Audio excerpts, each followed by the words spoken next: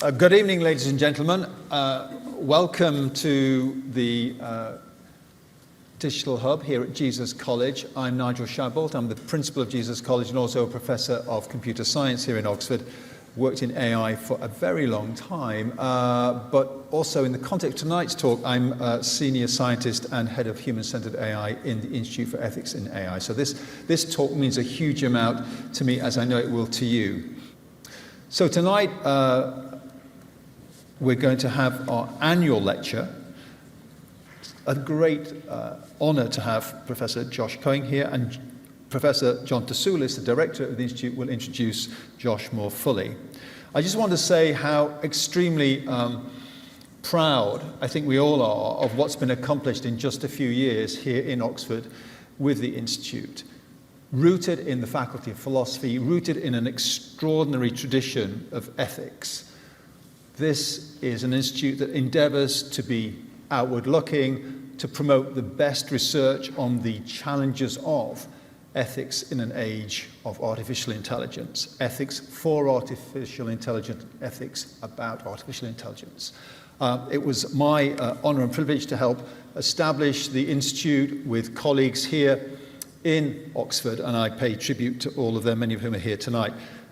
The fact that we're able to convene in spaces like this with speakers of the caliber of Josh Cohen speaks, I think, to the impact and relevance and importance of what we're trying to achieve.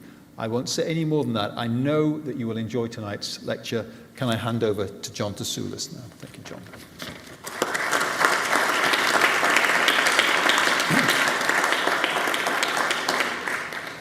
Thanks so much, Nigel, and welcome everyone. This beautiful sunny day in Oxford. Of course, it's always sunny in Oxford once you penetrate behind the veil of appearance. It's my great privilege to introduce our third Institute for Ethics in AI annual lecturer, Professor Joshua Cohen from Apple University and the University of California, Berkeley. Josh Cohen is in the distinguished mold of our first two annual lecturers, Josiah Ober and Alondra Nelson.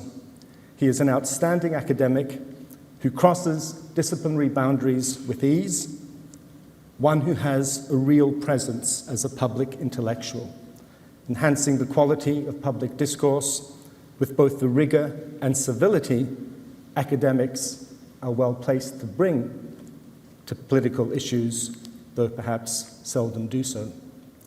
One potent illustration here is Josh's vital role as editor and in some sense, savior, resurrector of the Boston Review, a journal that has been at the forefront of academic engagement with the most pressing public issues. Now, of course, as many of you will know, Josh is one of the most distinguished figures in political philosophy of recent decades. He is the author of a monograph on Rousseau's political philosophy called Rousseau, A Free Community of Equals, published by OUP in 2010, and of 2 volumes of collected essays, Philosophy, Politics, Democracy, Harvard University Press, 2009, and The Arc of the Moral Universe and Other Essays, Harvard University Press, 2011. If I were to pick one intellectual quality that Josh's work exemplifies to a high degree, it is that of good judgment.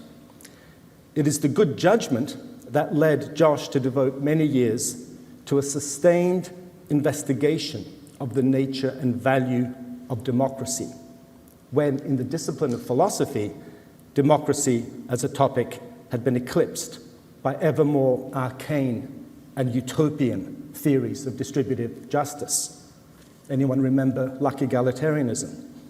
This good judgment is evident in the way that Josh has deepened and extended certain core Rawlsian ideas in political philosophy, such as the place of truth in public reason, something that's become all the more important in recent years, a minimalist approach to human rights, and the idea of a global public sphere. And finally, I believe the same good judgment is manifest in Josh's early realization that the digital revolution is something potentially transformative that philosophers must engage with. Hence, his important recent essays on the value of work on the digital public sphere with Akon Fung, and on the perils of blaming algorithms for underlying political failures. In the last paper, the one about not blaming algorithms, Josh has written very powerfully about the limits of evaluating algorithms from a perspective purely focused on the relational issue of fairness. Fairness being essentially about how some people are treated as compared with others. And he says in that paper, many people complain, rightly, that facial recognition technologies are biased or unfair. They are better, for example, at recognizing faces of people with lighter skin tones. That is objectionable. But we also need to keep a larger question in mind. Do we really want a perfect technology for facial recognition? For what purpose? After all, the better the technology is, the greater the chances of its being misused as a technology for objectionably and unfairly intrusive forms of surveillance. End of quote. So the idea here is that fairness is not a sufficient lens for the evaluation of new technology.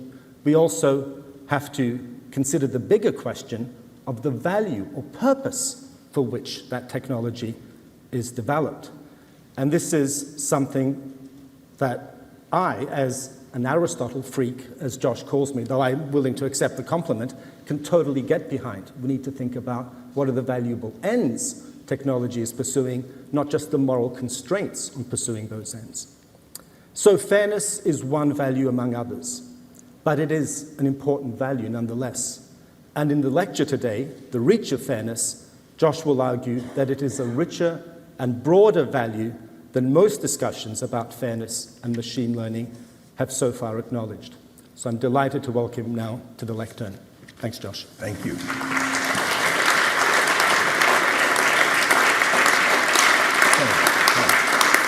Thanks. Thank you.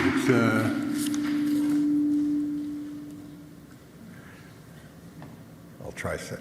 Okay, that's better. It's nice to see everybody. I feel sort of naked up here because I'm not using any slides in this presentation. It's going to be an old-fashioned philosophy talk. I may get lost because of that. Anyway, the talk is, as John said, and as the title indicates, about the reach of fairness. And it's based on a paper that I've co-authored with Lydia Liu. Lydia is a computer scientist, currently on the computer science faculty at Princeton. And I think that collaborations of this kind between computer scientists and philosophers and political theorists and social scientists are essential in building the public discussion about ethics and AI that is the guiding purpose of the Oxford Institute. Before getting to my subject, though, I want to, if I can get through this, take a moment to dedicate this presentation to the memory of my late father, Robert Cohen. So, 80 years ago today, June 6, 1944, my father, then 20, departed by sea from Cornwall, crossed the channel, and landed on Utah Beach. When he was in his 80s, his war memories apparently unimpaired, he wrote a short memoir about his experiences in the war. And the memoir includes these memorable, arresting sentences. This is the quote: "We finally arrived at our rendezvous point off Utah Beach.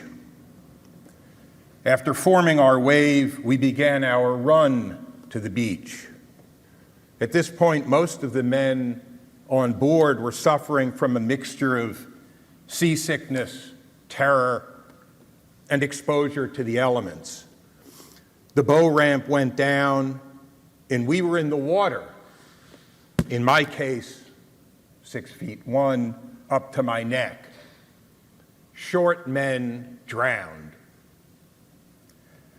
That's the end of the quote. My father lived every day in the shadow of that experience, an experience of the sheer fortuitousness of those different fates on that extraordinary day. The reach of fairness is, in the end, about how we respond to that fortuitousness. So, now for the main action. So, machine-executed algorithms are doing lots of work in our lives. They play a role in search, games, ads, news, romance, books, movies, restaurants, and music. They provide inputs into decisions about policing, bail, credit, hiring, and admissions. And they figure in high-frequency trading, organ donations, and histopathology. Now, add generative AI, rinse, exponentiate. Much good can come from these innovations, but they also raise serious concerns, as when face recognitions misgender women and darker-skinned individuals, video recommendations land in fever swamps, deep fakes misrepresent a candidate's likeness and words, reputations are damaged by large libel models, micro-targeted political messages turn public discussion into personalized marketing opportunities, training data are appropriated without compensation, or creative destruction turns into the destruction of creatives. Are these troubles just the broken eggs that herald great omelets, or familiar injustices wrapped in unfamiliar technologies, or perhaps the portentous opening scenes of humanities' last act? These questions have sparked wide-ranging debates, including debates about fairness in machine learning and artificial intelligence, and much of this work is alert to the benefits that machine learning can bring to organizational decisions, aiding efficiency, constraining arbitrariness, identifying patterns unnoticed by human decision makers. But the literature is especially concerned about risks of unfairness, with a particular focus on unfair organizational decisions about individuals, decisions about jobs, university admissions, credit, insurance, bail, and parole. A recent book on fairness in machine learning by three genuinely deeply thoughtful computer and information scientists, Solon Barakas, Moritz Hart, and Arvind Narayanan, is arguably the most thorough, technically rich, and normatively engaged treatment of these issues. And for concreteness, I'm going to be using this work, I'll call it BHN from here on, as a point of reference in my talk. But my aim is to address a broader set of concerns. Much of the work on fairness and machine learning, and this is true of BHN, focuses, as I mentioned, on risks of unfairness in organizational, often private organizational decision-making. The general tendency is to identify fairness with the reinforcement of systematic group disadvantage, that is, disadvantage or subordination of groups across a broad range of social goods and opportunities, and then to train a critical eye on the use of machine learning by organizations in ways that differentially treat people according to characteristics such as race, gender, and disability. Such uses are understood as unfair because they reproduce systematic group disadvantage and undermine equality of opportunity. Now, the fact that organizations sometimes make decisions that reproduce group disadvantage is not fresh news, nor is it simply a product of machine learning. And discussions of algorithmic fairness typically don't claim that machine learning worsens unfairness or group disadvantaging relative to some pre-machine learning baseline. The critical thrust comes elsewhere. There were, and still are, hopes that using an algorithm, a mechanical procedure, might reduce the role of human biases and cognitive limitations, thus enhancing the fairness of organizational decisions, as well as their accuracy and efficiency. But these hopes have frequently been disappointed, and discussions about fairness in machine learning grow from the large challenges in delivering on these important ambitions. Now, I share this mix of hopeful sensibility and cautionary concern. My concerns, though, here lie elsewhere. Premising that fairness is a fundamental value in political morality, I want to focus on three ways in which current discussions of fairness in machine learning, including the discussions in BHN, are truncated. So first, a standard idea is that the normative force of discrimination, what makes it wrong, flows from the wrongness of group disadvantage. BHN, for example, say that normatively objectionable discrimination, unfair treatment, is, here I'm quoting from them, treatment that systematically imposes a disadvantage on one group relative to others. This is simply too narrow. Unfair organizational decisions are not exclusively about systematic group subordination. Secondly, the discussion of fairness in machine learning often associates fairness with the value of equal opportunity. But achieving fair equal opportunity in a society lies well beyond the reach of organizational decisions. It's implausible to think that organizational decisions, however made, can rectify the background social inequalities in which organizations operate. Third, while equality of opportunity is a requirement of fairness, fairness has far broader reach than equality of opportunity.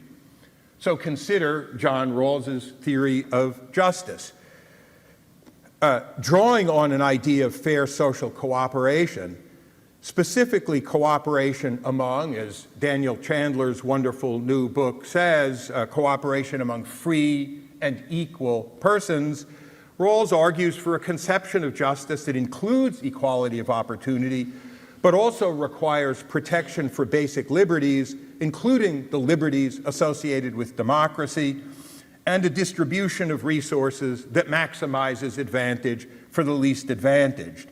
One need not agree with the specifics of Rawls's principles of justice to feel the force of this expansive understanding beyond equal opportunity of fair terms of social cooperation. So those are the three issues. Assuming, for the purposes of this presentation, fairness as at least a fundamental value in exploring the normative implications of, as we call it in my employer, AI, ML, we should be attentive to unfair treatment that's not about group subordination, sources of unfairness that lie beyond the reach of organizational decisions, and norms of fair social cooperation that lie beyond ensuring equal opportunity. To be sure, a focus on organizational decisions and group subordination is understandable for eminently practical reasons. Much of the literature, for better or worse, on fairness in machine learning concentrates on the United States, where self-regulation by organizations has been the main way, really the only way thus far, of addressing concerns about AI, ML, and where the persistence of systematic racial disparities makes group subordination a natural focus of attention. But consider in contrast the EU's GDPR, Digital Services Act, Digital Markets Act, and now AI Act, all of which, whatever the precise merits of the legislation, are more broadly concerned with issues about fundamental rights and democracy. As the EU examples indicate, normative concerns about machine learning and other algorithmic systems have very broad reach and need, and here is the main point, to be explored in that broader political register. So let me turn now to the first of the three issues that I mentioned. So BHN say that a group is subordinated just in case it is subject to multi-dimensional or systematic disadvantages, say lifetime disadvantages in health, education, income, wealth, neighborhood stressors.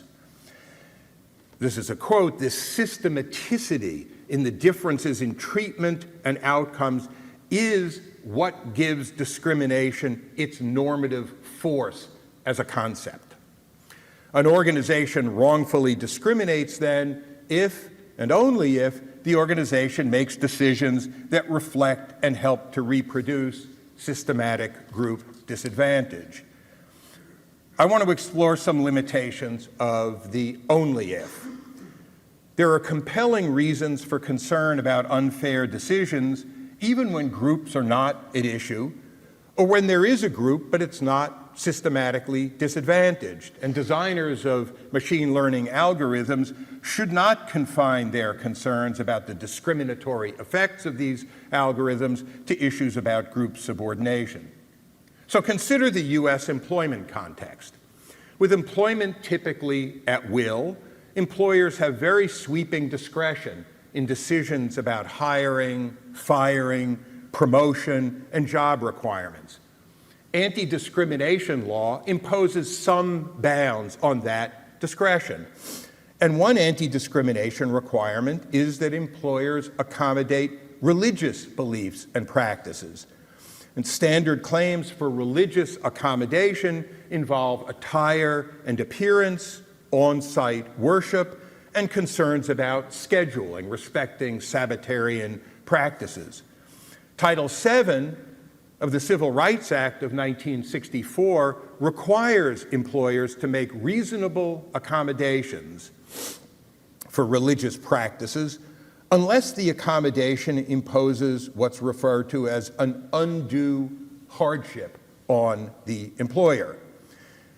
In a 1977 case called Trans World Airlines versus Hardison, the Supreme Court suggested, over sharply worded dissents from Justices Thurgood Marshall and William Brennan, that an accommodation that imposes more than a de minimis cost on an employer is an undue hardship on the employer. The Hardison standard was not consistently followed by lower courts or by the Equal Employment Opportunity Commission, nor taken as a beacon by state legislatures. And last year, in the religious accommodation case of Groff versus DeJoy, the Supreme Court unanimously set it aside. But my aim here is not to discuss the legal issues about religious accommodations. Instead, I use them to illustrate the normative significance of claims of religious discrimination. Failures to provide religious accommodations are not matters of systemic group subordination.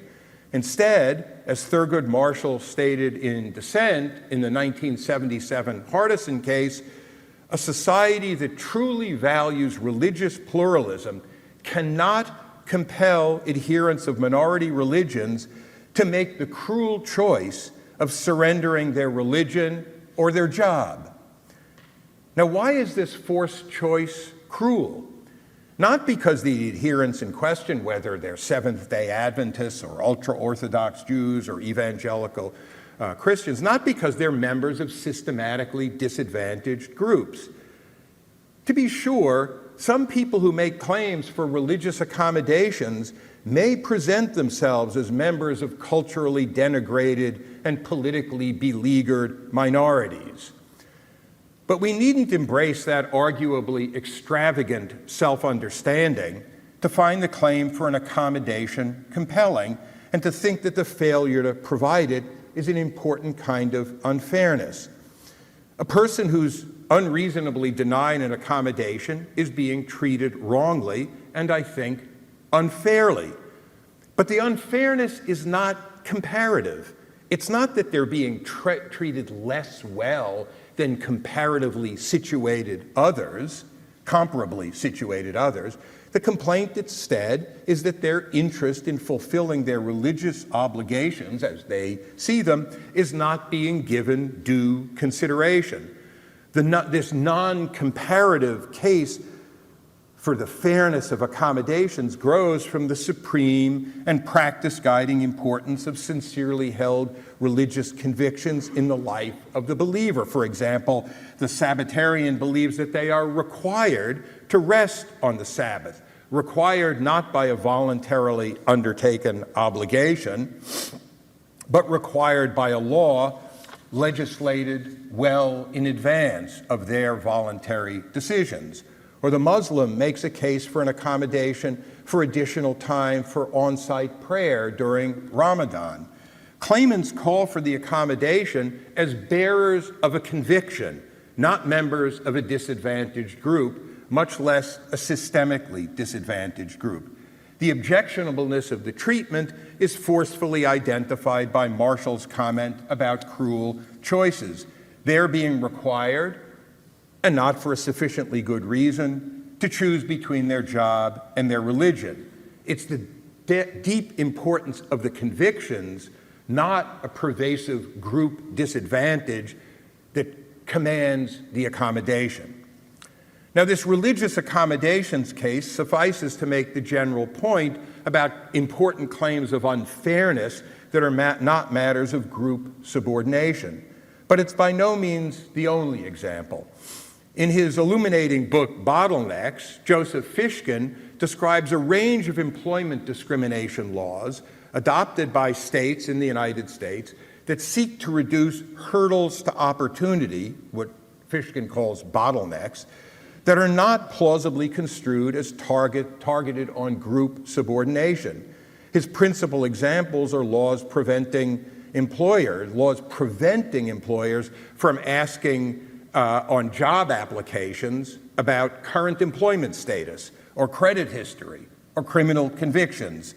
The idea in these laws is to help get people past the first hurdle, bottleneck, in applying for a job.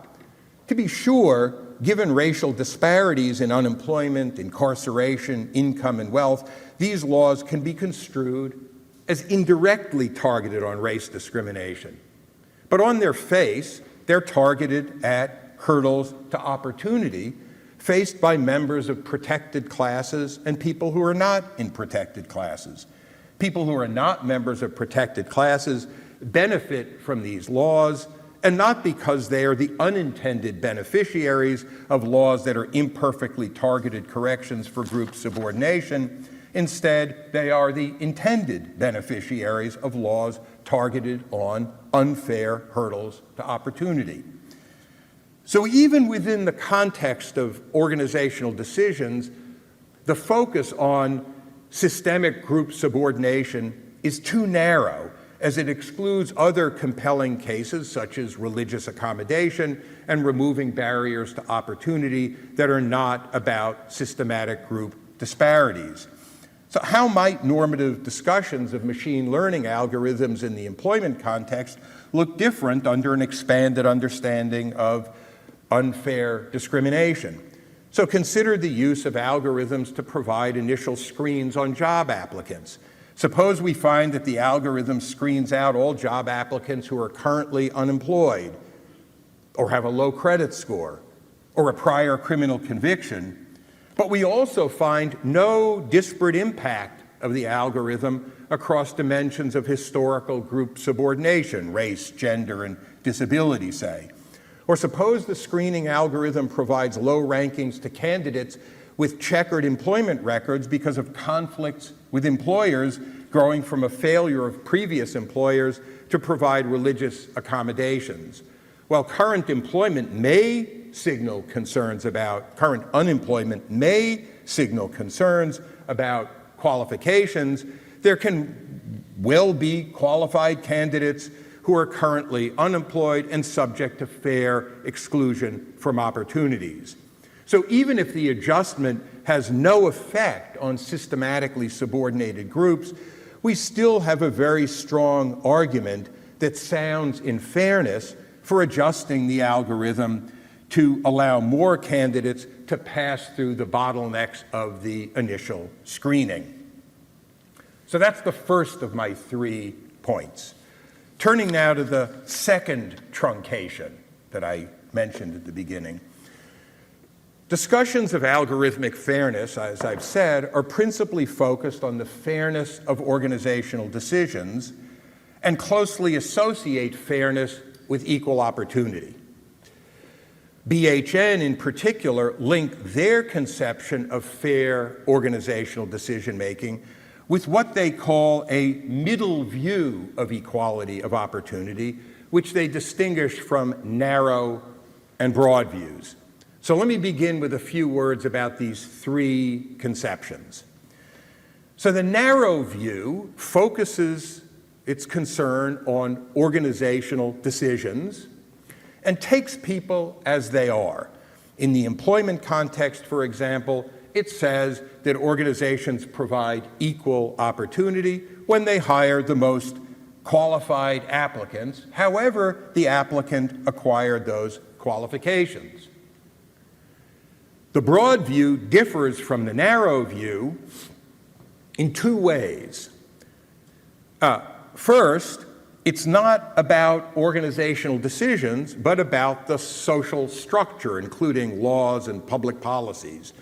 So one version of the broad view might say that a society provides equal opportunity when people with similar abilities and aspirations have equal life chances, regardless of the morally irrelevant differences between and among them in class, gender, race, and other qualities that differentiate free and equal persons. And because the broad view is focused on the social structure, not on cabined organizational decisions, it can't take people as they are. Instead, it's concerned to ensure that people have fair chances to acquire the qualifications that enable them to pursue their aspirations. So that's the narrow view and the broad view. The middle view, their middle view is by design a hybrid. So like the narrow view, it focuses on organizational decisions. But like the broad view, it doesn't take people as they are. Instead, it says that organizations make fair decisions when they evaluate people in part by considering how the organization's own decisions might help to sustain or limit the reproduction of systematic group disadvantage. And BHN suggests a test, a counterfactual test, for implementing this view. Here's what they say. The middle view suggests that ensuring equality of opportunity requires assessing people as they would have been had they been offered in the past opportunities comparable to other people of equal potential seeking the current opportunity. So, in effect, the narrow view treats the relationships between employer and employee, between hospital and patient, between lender and borrower, as isolated transactions to be assessed by some standard of transactional justice. The middle view, in contrast, sees those transactions as part of a broader pattern of social relationships, including patterns of group subordination. Organizational decisions, whom to hire, hold without bail, are, to use a phrase, sites of social reproduction. They are among the actions through which structures of group subordination are sustained. So the middle view is concerned with the fairness of organizational decision-making, but it is, like the broad view, sensitive to the dynamics by which disadvantage might be perpetuated in society more broadly. So in the discussion that follows, I want to ask a specific, it's not that specific really, but I mean it's sort of a little specific. It's specific-ish question.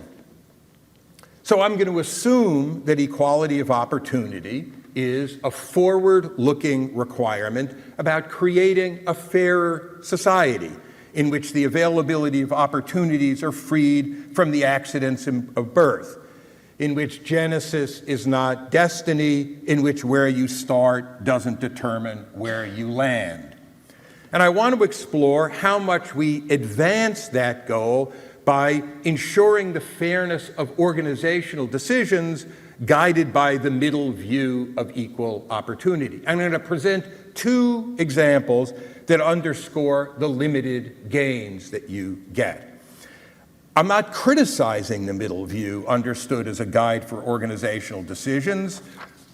I think something like it is right. Instead, I'm underscoring the limits of this organizational focus as a way to advance broad equality of opportunity, and as a consequence, doing so by ensuring that organizations use allocatively fair algorithms. So my first example draws on David Robinson's wonderful book, I recommend it to everyone here, called Voices in the Code. It's a great title and a very good book. David now works at OpenAI. He was a colleague of mine at Apple University for a while. One of the founders of Upturn, a digital technology advisor to the civil rights movement. So, his book is about the algorithm for allocating kidneys for transplant. So in the United States, roughly 100,000 people are on the kidney allocation list, and there are about 10,000 transplants each year. An algorithm for allocating the kidneys was initially developed in the 1980s, developed as an alternative to judgments by doctors or hospital boards about kidney allocation. And it was subsequently revised through a long, and by David's description, very thoughtful process of public deliberation aimed at achieving a fair balance of the different claims of people in need of new kidneys who are on the list of potential recipients. As a result of these efforts, we've arguably achieved fairness in decisions about how to select people who are on the transplant list. But fairness to people on the list isn't fairness in allocating kidneys. For that, there remains the question of who ends up on the list. And here there are serious bottlenecks. In the United States, for example, Medicare covers the costs of dialysis for its full duration. It only covers the costs of 3 years of the medications that recipients of kidney transplants need. As a result, some people stay on dialysis rather than trying to get a transplant. Why? Because they're unable to cover the costs of medication. Others don't get the information or have the initial testing needed to get on the list. Those people happen to be typically poorer and darker skinned than the people who land on the list. So how should we assess the fairness of the kidney allocation algorithm?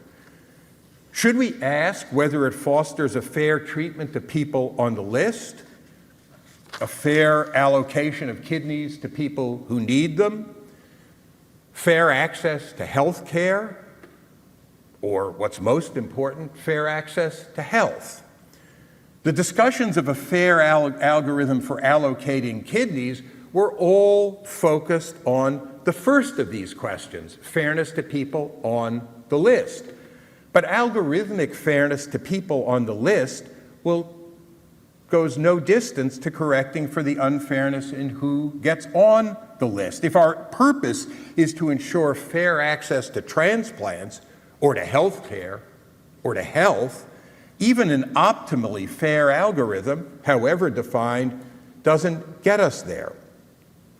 And that should come as no surprise that fairness in organizational decision-making is a fundamentally limited approach for advancing equality of opportunity. The kidney allocation system itself is unable to rectify the background racial and socioeconomic disparities in health and access to health care, inequalities that inevitably shape its allocations. Now, this first example highlights the limits of fairness in organizational decisions in achieving fair equality of opportunity, but it might be an especially unusual case because of the literal limits in who gets on the list. So consider a second example concerning the allocation of a scarce resource in hospitals. So early in the COVID-19 pandemic, hospitals faced serious concerns about the availability of scarce ventilators.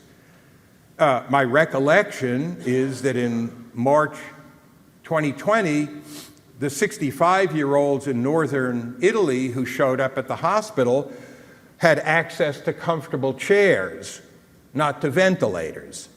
In response, some hospital critical care units developed algorithms for ventilator allocation, using estimates of how long patients would survive with ventilator access. they deployed algorithms to rank candidates for ventilators based on those predictions. The algorithms didn't consider race, gender, income, religion, nationality, or any other objectionable basis for making life and death decisions. Instead, they focused on a concern that is relevant to the allocation of scarce life-saving medical technology, namely life expectancy, the years of life they would save. The scarce equipment should be used, according to the judgment of the critical care specialists, where it will do the most good as measured by years of life saved. But as the vast literature on social determinants of health tells us, there are racial and class disparities in morbidity and mortality. Suppose we now ask whether the years of life saved algorithm for allocating ventilators is fair. Once we know the background disparities, it's very hard to answer that question without considering the social determinants that cause differences in qualification. Well, hospitals were aware of that, so suppose the hospital adjusts the years of life saved algorithm, making it more likely for members of a disadvantaged group to receive a ventilator. That happened, for example, at the University of Pittsburgh, where their critical care department decided to assign equal priority in allocation to all patients who would live 5 years or more if they had ventilator access. This is the middle view in action. The aim was to correct for differences in life expectancy resulting from social determinants of health, while also making effective use of scarce medical resources. Why make this adjustment? BHN, in their discussion of comparable issues, suggests 2 reasons. First, they say decision makers have an obligation to avoid perpetuating injustice. The idea there is to reduce your complicity with social inequities by reducing their impact on your decisions.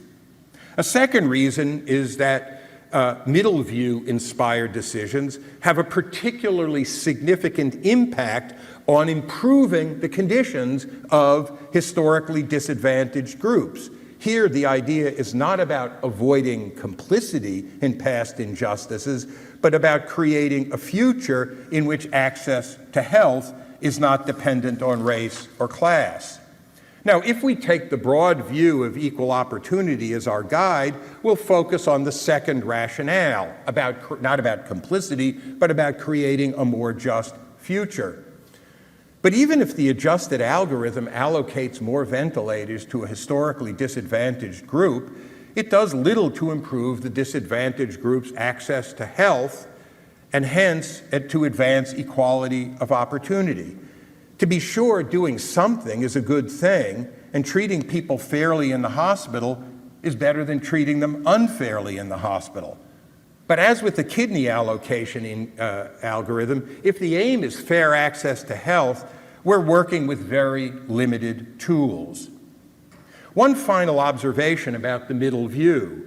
I mentioned earlier that BHN operationalized the middle view through this counterfactual exercise, which they describe as assessing people as they would have been had they been afforded the past opportunities comparable to other people of equal potential seeking the current opportunity. Making decisions based on this counterfactual calculation strikes me as, to put it gently, implausible for 2 reasons. First, the hospital is supposed to answer the question, what would a patient's life expectancy have been had the society been fair? That question isn't even unanswerable. It's not a definite question. Second, and more to the point, what's a hospital to do with the revelation that someone who will not live past the next month, even with ventilator access, would have had more years to live had they resided in a less toxic neighborhood than another patient with longer life expectancy? Is the hospital to allocate scarce life-saving resources based on that counterfactual while ignoring the actual years of life saved? The hospital may not wish to be complicit in the unjust circumstances that have produced the health disparities, but the hospital also can't correct itself, can't correct those circumstances. And it seems irresponsible to assign a ventilator with someone with a month left to live rather than assigning to a person with 5 or 10 years. But my main concern with this, about the middle view, is not with this implausible operationalization. Instead, the two examples highlight the limited power of the middle view in making organizational decisions as a way to achieve broad equality of opportunity. If our aim is to achieve a fair society in which genesis is not destiny, organizational decisions guided by the middle view do too little, too late. I come now to my third concern. While equality of opportunity is a requirement of fairness, fairness has a broader reach than equality of opportunity.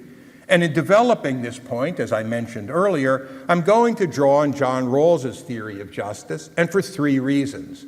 First of all, because of its specificity and relative familiarity. Second, because I find it reasonably plausible.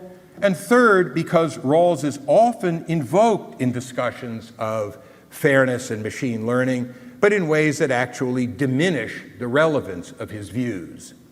So I'll begin then with a brief sketch of his view, emphasizing the essential role of an idea of fairness, and then use that sketch to gesture at some important concerns that lie beyond equality of opportunity. So many people, probably lots of people in this audience, are drawn to the idea that fairness is not only an important virtue of persons and organizational decisions, but of our societies, which ought to provide fair terms of social cooperation. Rawls's view is animated by that familiar idea and aims to say what fair terms of cooperation among free and equal persons are. And his proposal is captured famously in his 2 principles of justice, that each person has an equal claim to a fully adequate scheme of equal basic liberties, which scheme is compatible with the same scheme for all, and in this scheme, equal political liberties, and only those liberties are to be guaranteed their fair value. And then second, social and economic inequalities are to satisfy 2 conditions. They are to be attached to positions and offices open to all under conditions of fair equality of opportunity, and they are to be of the greatest benefit to the least advantaged members of society. These 2 principles include a requirement of equality of opportunity, but also require that we have equal basic liberties and fair value of political liberties, and that inequalities of income and wealth work to the maximum benefit of the least advantaged, Rawls's difference principle. Now, the 2 principles are meant to guide judgments about the justice of the basic structure of society, the way in which major social institutions distribute fundamental rights and duties, and determine the division of advantages from social cooperation. Why these 2 principles? Well, Rawls defends them by arguing that they would be chosen by the members of society reasoning under fair conditions. These hypothetical fair conditions for reasoning about justice aim to capture something fundamental to the idea of a fair society. So in a fair society, how we do over the course of our lives, our access to fundamental goods, should not be fixed by morally irrelevant differences between and among us, differences in income and wealth, sex, race, basic values, religious convictions. And to capture this idea of fair cooperation in deciding on the principles of justice, Rawls famously proposes that people reason about the principles for their society under conditions of ignorance about these morally irrelevant factors. The idea is to model the irrelevance that's essential to fair cooperation through ignorance of the irrelevant conditions. This hypothetical initial situation is known as the original position, and people choose principles under what is referred to as a veil of ignorance. And Rawls calls his conception justice as fairness. The idea is that we specify fair terms of social cooperation, captured in his two principles, he argues, through choice in the original position, because the veil of ignorance requires that we reason about principles for the basic structure of our society, while putting beside, under the veil of ignorance, our morally irrelevant differences and relying only on characteristics that are common to us as free and equal. It's essential to understand that this construction, choice under the veil of ignorance, is specific to the problem of settling on fair principles of social cooperation among free and equal persons. It's not intended for, and there's no reason to think it can be used for, developing fair resolutions of other social and political issues. Quite to the contrary, the point is that fair resolutions of other issues should be guided by those principles of justice, not chosen in ignorance of them or designed using the same tools that are used to justify the principles. You know, hammers are good for fixing loose boards, but not for fixing loose teeth. The fact that both tasks involve fixing loose things shouldn't tempt us to use the hammer for both. Discussions of Rawls and algorithmic fairness, however, unfortunately often hammer at loose teeth. The veil of ignorance and the difference principle have been brought to bear, for example, on the problem of allocating prediction errors across subgroups. While prediction errors do impose a burden on a decision subject or the user of an AI product, it's entirely unclear whether improving an algorithm's predictions for the group that has the least accurate predictions is necessary or sufficient or in any way contributes to the protections of basic liberties or a fairer distribution of benefits and opportunities. That depends on who the members of the affected group are, as well as the significance of the good that's being allocated. So instead of using Rawlsian justice to evaluate fairness in prediction algorithms, I propose to begin with Rawlsian principles of justice, rooted in the idea of fair social cooperation, and consider how algorithms might be implicated in helping to realize or undermine them. So in the remaining discussion, what I'm going to do is sketch this approach and explore its potential to direct attention to a range of issues that are, unfortunately, in my view, not the central focus of the literature on fairness and machine learning. So I've already spoken to issues of equal opportunity. I'm just going to put that aside. Let's consider the difference principle, which requires that inequalities work to the maximum benefit of the least advantaged group. Let's say people living in the lowest quintile of the distribution of income and wealth. Focusing just on the United States, it's hard to see how the inequalities that have developed over the past 4 decades are anything but a stark violation of this principle. The computer-based automation of the past 40 years, associated with a reduction of the routine cognitive work that sat at the middle of the wage distribution, has arguably played a large role in shaping current inequalities. So using the difference principle as a guiding principle going forward, we need to consider how the adoption of generative AI might further shape the distribution of income and wealth, focusing in particular on the implications for the least advantaged social group. The recent success of generative AI suggests, everything here is suggestion, suggests a shift in AI's ability to perform tasks that are specific to non-routine cognitive jobs. Unlike earlier digital technologies, which primarily impacted routine cognitive tasks that can be captured in rules, hand-coded, machine learning discerns complex and implicit patterns in the way humans carry on tasks that require higher levels of cognitive engagement. A few recent experimental studies suggest that large language models and tools powered by them could potentially benefit workers with lower skill levels, reducing the skew in performance. The reason for the benefits is that large language models are capable, through patterns that they recognize in their training data, of capturing the tacit knowledge of more skilled workers, say in the experiments, higher performing customer service representatives or financial advisors or business consultants, and transferring these insights to their less skilled colleagues. Well, this reduction in skew might suggest good news for the difference principle, but there's a huge amount of uncertainty.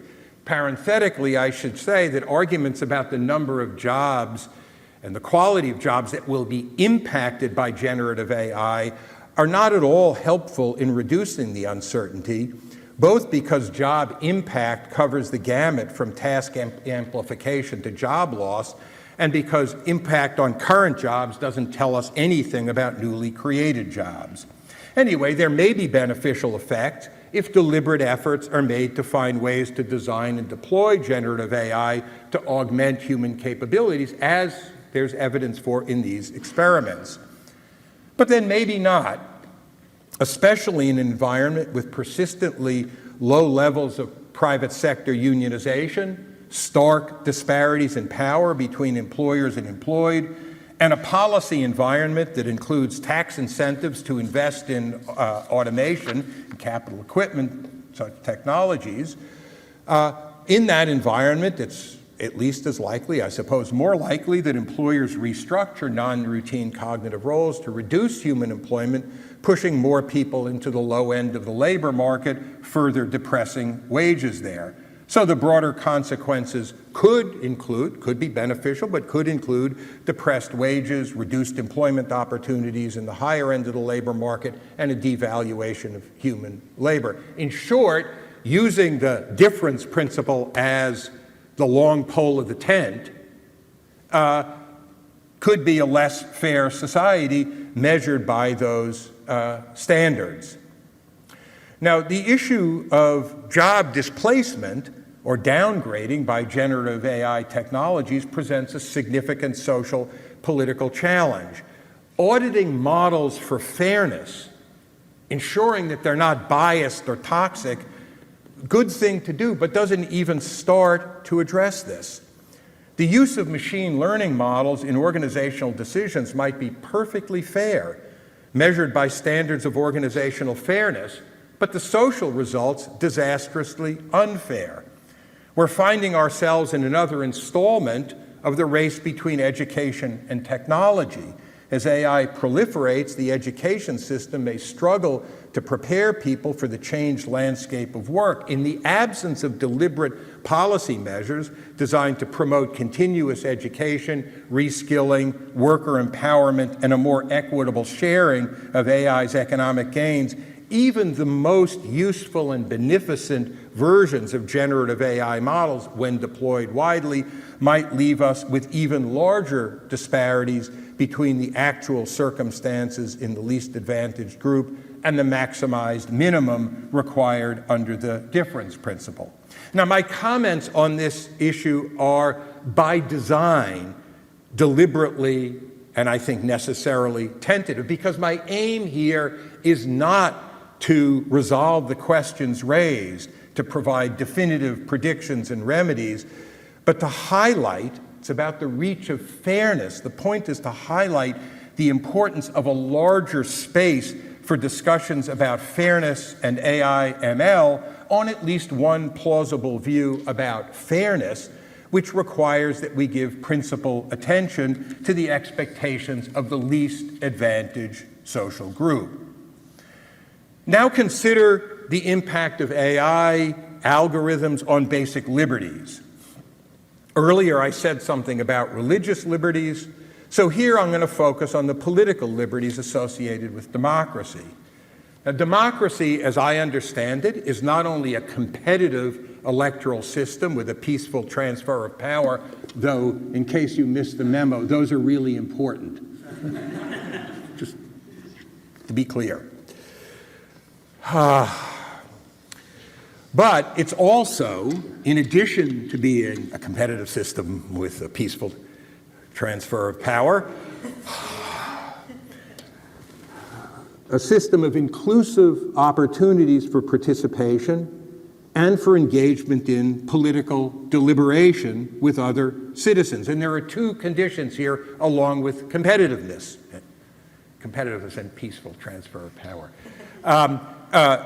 A condition of inclusion and a condition of deliberation. The condition of inclusion in the Rawlsian structure that I'm pointing to is captured in the requirement of a fair value of political liberty, which extends an equal opportunity requirement to the democratic process. So political liberty has its fair value when equally motivated and equally able citizens have equal chances for political influence. That's inclusion. Deliberation, deliberativeness, is about the quality of public discussion, of public reflection and argument. It requires a public sphere where common issues are debated and the terms of disagreement clarified based on shared information and reasons that can be shared. Together, these conditions require a political environment where individuals with diverse values and beliefs engage in the exchange of ideas and arguments,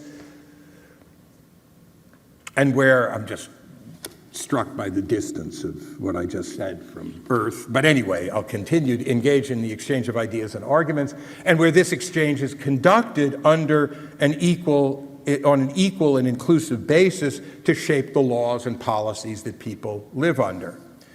Now, BHN mentioned concerns about unfairness in ad targeting, including political ads, but they focus mainly on group disparities in the types of ads delivered. Under a broader, and I think more plausible understanding of fair political liberties, the central concern is not the disparate treatment of groups, but the potential reduction in shared information, in a common space of discussion, and deliberativeness as a result of hyper-personalized content targeting on social media platforms. AI, by enabling fine-grained inferences about individuals, has arguably created new incentives and possibilities for fragmenting public discussion. Now, the shift in perspective from organizational fairness to an expansive view of the fair value of political liberty is important for thinking both about the problems here and about solutions to the problems. Enhancing deliberativeness in online discussion is not primarily a matter of reducing group disparities in, say, the targeting of political ads. It might require a deeper sense of responsibility on the part of contributors to public discussion who have newly taken on the role of authors as contributors to public discussion, but not always with a sense of responsibilities of authorship. And it might involve improved methods for fostering digital literacy, as well as socio-technical innovation beyond technical solutions like Meta's variance reduction system. Consider also the use of generative AI for political influence. Here again, there are issues, both challenges and opportunities, about inclusivity and deliberativeness. So the deliberate production of compellingly persuasive but untruthful information under the proliferation of AI sources may impinge on the opportunity to exercise informed influence as a citizen. And this might be accomplished via deliberate deceit, using deep fakes and other AI-generated content, though misinformation may also result from hallucinations. Though I should add here that there's a large disparity between the scientific discussion of these issues and the public discussion of these issues. The evidence, I think, is that harmful effects in online discussion basically have nothing at all to do with algorithms. If you want some references, I can provide. Nothing to do with algorithms. They rather come from the active searching out of extreme content by people who are located in the tails of the distribution. there was a paper that just came out today from Jaron Budak and Brendan Nyan and others, but this is, I think, a well-attested finding.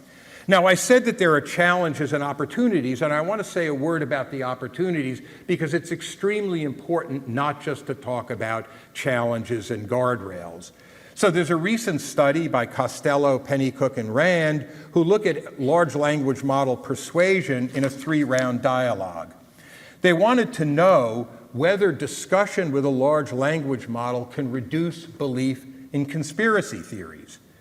So what they did is they asked participants to state a conspiracy theory that they believe, and then they asked them to state what the evidence and arguments were for that belief. They used GPT-4 Turbo to engage in a discussion aimed at debunking the conspiracy theory. And what the GPT Turbo does is generate responses to the evidence and arguments provided by the person who says that they believe the conspiracy theory. So with this personalized engagement, I mean, the engagement didn't say, Josh, you're full of shit. Why do you believe that crap? No, it's asked you what you think and then said, well, here's a, and then, so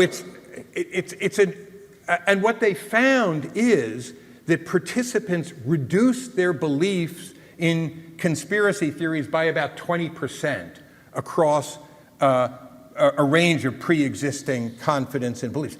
It didn't work for the conspiracy theories that were really close to the heart of people's identity, but it worked for other belief in other conspiracy theories. Now, the still attentive among you may be wondering, but couldn't you also use the same models to increase people's beliefs in conspiracy theories? That's a target for future research.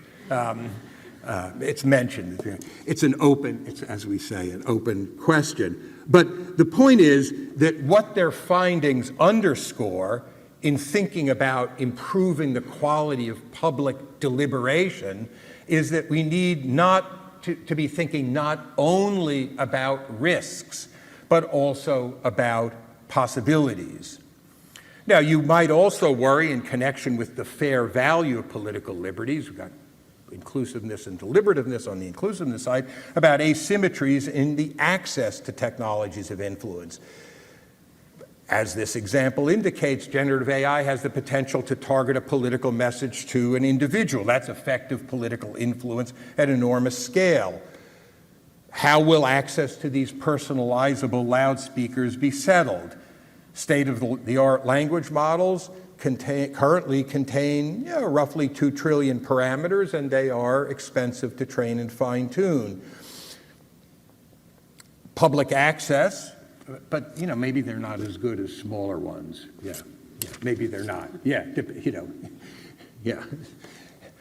it's garbage in and garbage out, then a big pile of garbage in, you still get a big pile of garbage out. But this may be a case where size matters, but it's small size. That's Anyway, still. The public access to these models or others, as well as the data around their use, may be extremely limited, depending in part on what happens with open source models.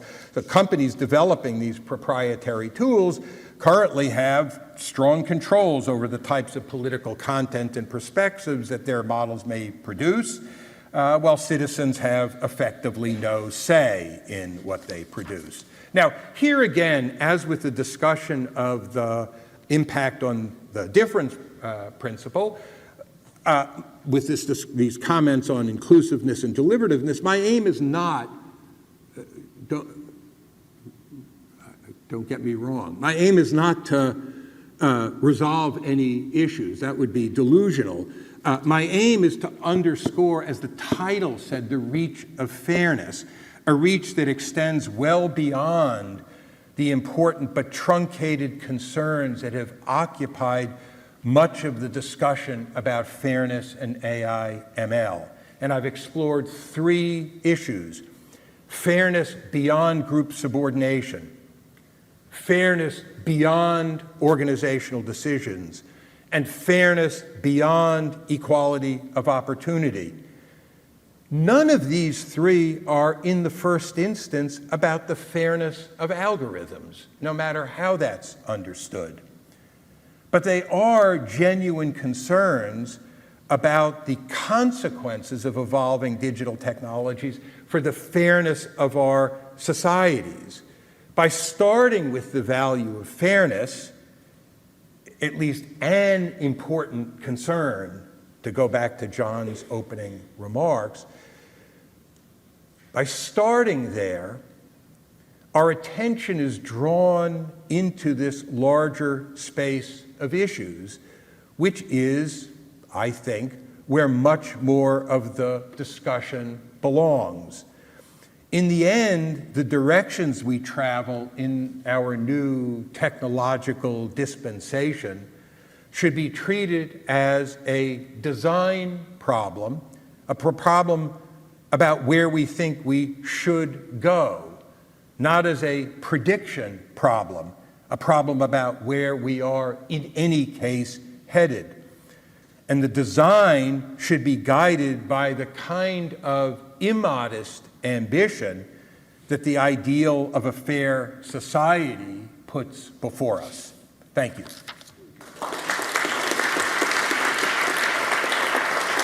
Thank you so much, Josh, for a real tour de force and a lot of wisdom in that lecture.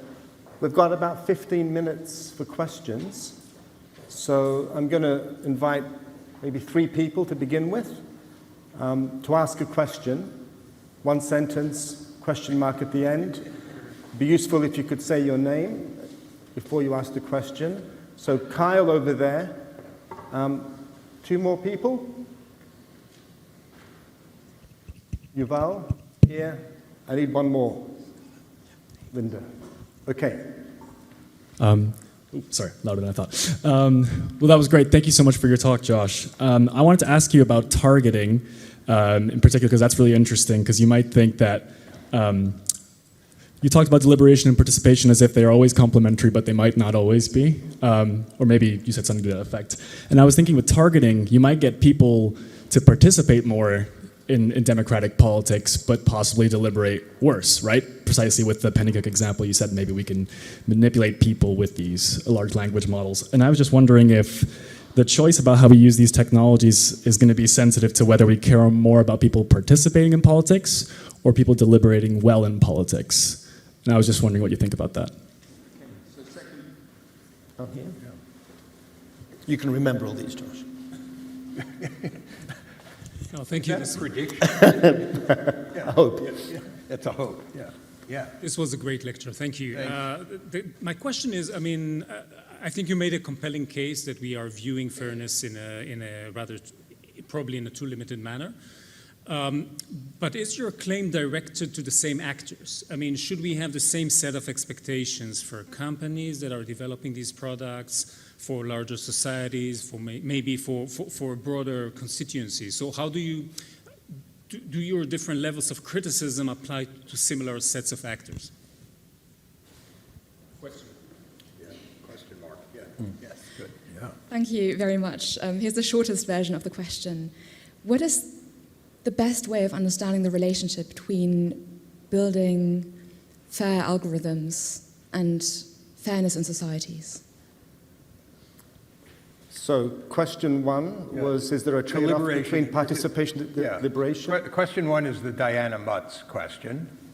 Do you want to go ahead? I should answer that. You have my permission, indeed. Is it okay if I... In any way you want to do it. Oh, okay, good.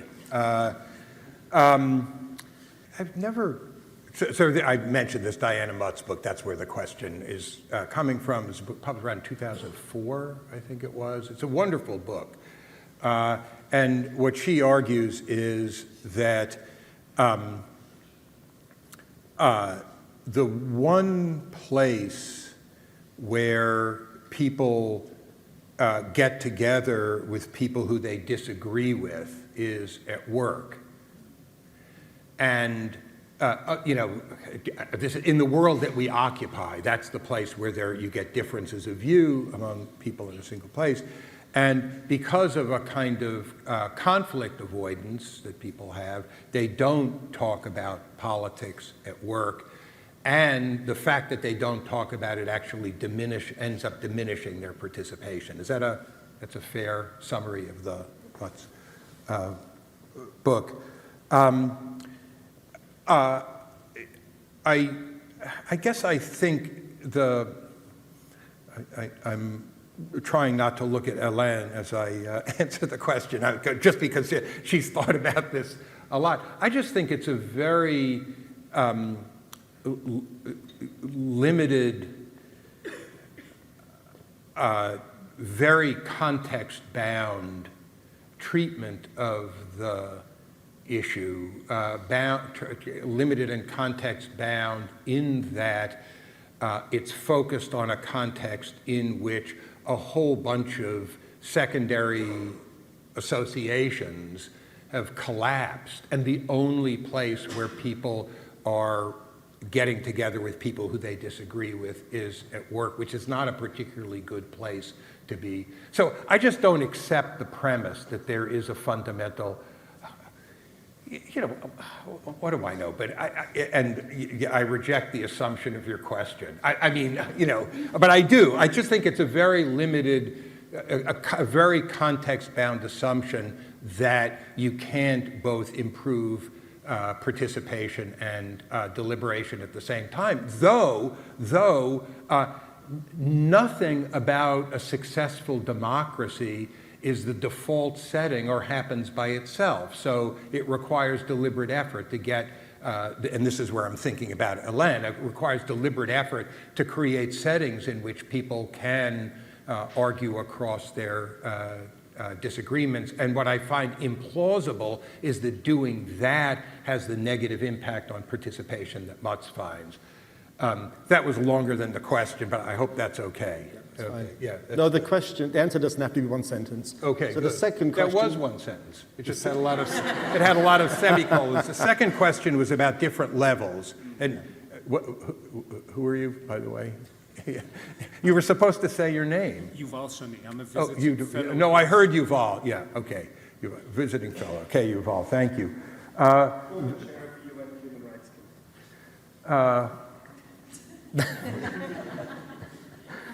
Okay, well, first of all, let me say, and I mean this in all sincerity, thank you for that incredible contribution that you make. It's also a very good question, and while I can thank you for your work, I'm trying to think of an answer to the question.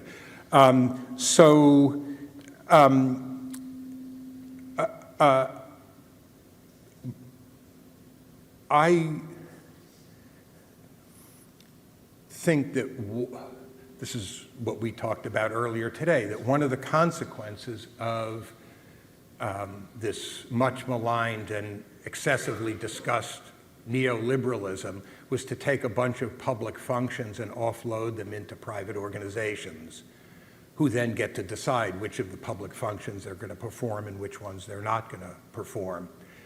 And I'll give one example that speaks directly to the human rights issue in 1 second.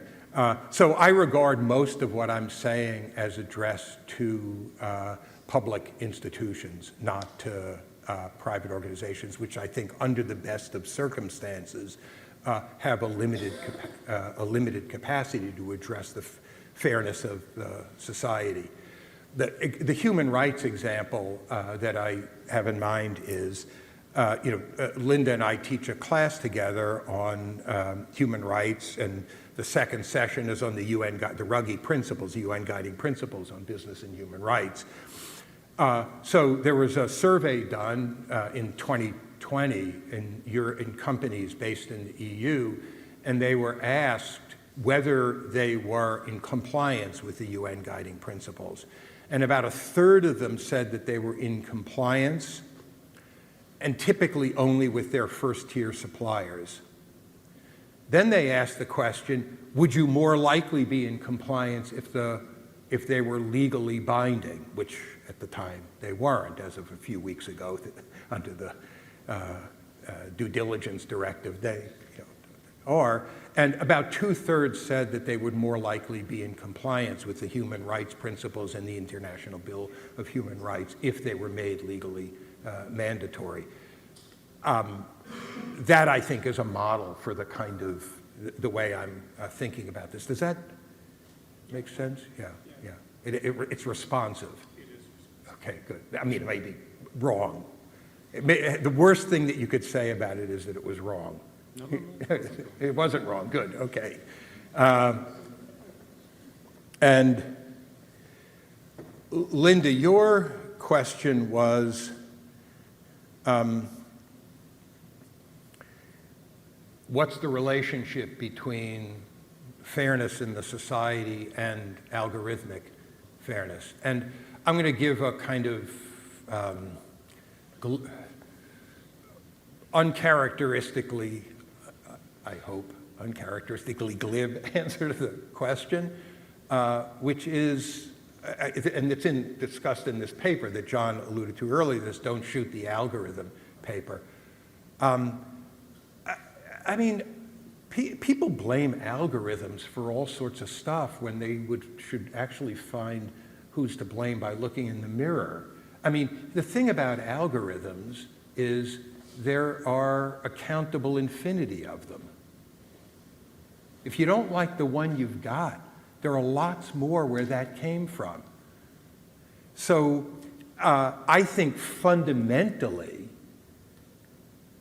here's a less glib response, fundamentally, actually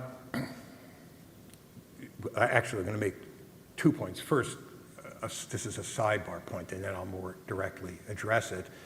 There are, as you know, and a bunch of people in here know, there's this literature on algorithmic fairness, and a lot of the literature is about the impossibility of algorithmic fairness because there are inconsistencies between fairness conditions that you want algorithms to meet.